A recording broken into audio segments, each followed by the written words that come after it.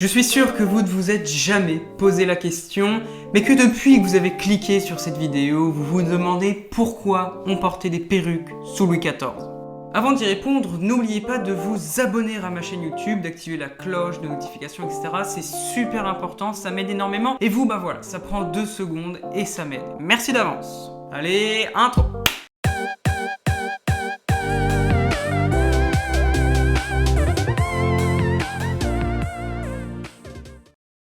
Chers amoureux de l'histoire et amis du présent, bonjour. Je pourrais vous raconter toute l'histoire de la perruque de l'Antiquité jusqu'à nos jours, mais ce n'est pas le sujet de cette vidéo, donc ce sera peut-être pour une prochaine publication. Mais aujourd'hui, je vais me contenter vraiment de vous dire pourquoi, sous le roi Soleil, tout le monde portait des perruques. En réalité, la réponse, elle est plutôt simple, puisque c'était tout simplement pour imiter le roi Soleil, mais c'était en fait le père de Louis XIV, Louis XIII, qui a remis au goût du jour la perruque, pour cacher, bah oui, tout simplement, son début de calvitie. Ça, c'était vers les années 1620-1630.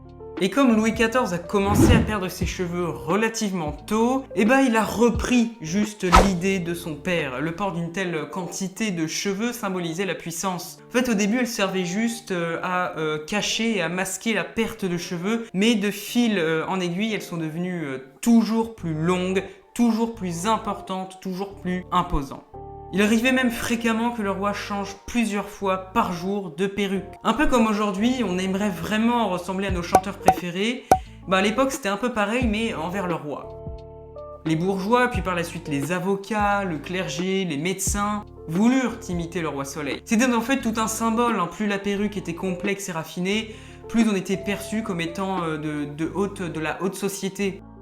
Ces perruques ont été tout d'abord fabriquées avec de véritables cheveux cousus sur des bonnets, les bonnets qu'on appelait des calottes, et qu'on appelle toujours des calottes d'ailleurs. Puis ça s'est un petit peu complexifié avec le temps, puisque ça prenait de plus en plus de place dans la société de l'époque. Pour vous donner un petit ordre d'idée, une perruque royale pouvait nécessiter plus d'une cinquantaine de chevelures.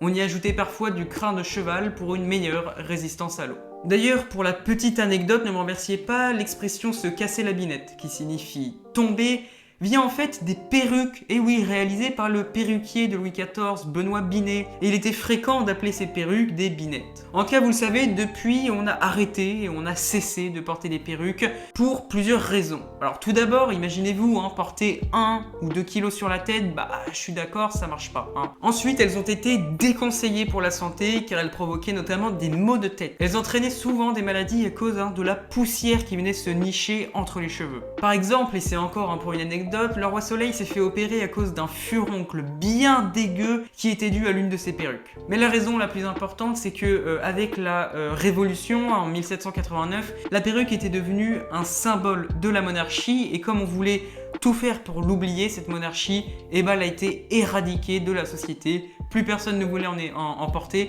et ça devenait même un objet de dégoût pour les citoyens. C'était une vidéo assez courte, mais c'est juste pour vous faire patienter, puisqu'il y a une vidéo qui me tient à cœur qui arrive prochainement. Cette vidéo, je l'avais déjà faite, j'avais déjà écrit le script, je l'avais déjà monté et tourné, mais elle me plaisait pas trop, je ne sais pas trop pourquoi. Donc, je vais repartir de zéro, je vais la recommencer. C'est pour vous faire patienter, ce sera une plus grosse vidéo.